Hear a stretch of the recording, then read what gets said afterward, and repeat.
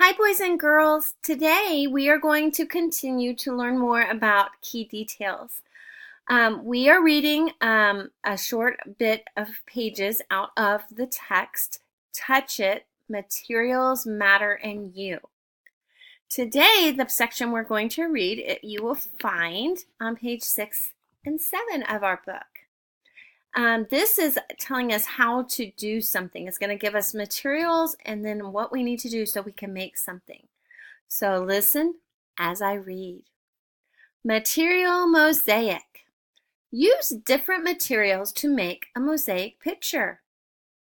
You will need small objects made of different materials, such as stones, buttons, coins, beads, shells, pasta, or seeds. A muffin tin, white glue, a small piece of cardboard. So these are the materials that we will need. What to do? 1. Sort your objects into groups of the same material.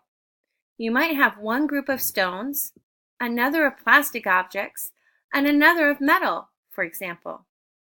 Use one muffin cup for each group. They even have a picture showing that happening. Make a mosaic picture by gluing the objects to the cardboard. Now over here on the next page it said, what's happening? Your picture is made of objects made from different materials. Some objects, such as a wood button, are made of one material. Other objects, such as pasta, are made of more than one material. This tricycle is made of many different materials. Now we need to find some key details. I'm going to start in this section over here where it says materials. My first key detail is that I need many small objects. Now, they said we need small objects, and they said all different kinds of small objects that we could get. So, we could get stones, buttons, coins, beads, shell, pasta, or even seeds.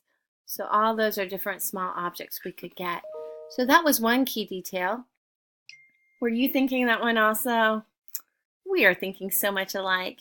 Now my second key detail that I'm going to identify is another material that we will need. It's the muffin tin. They use the muffin tin for sorting. So those are two key details that I found in the book. I hope you had fun finding the key details with Mrs. White.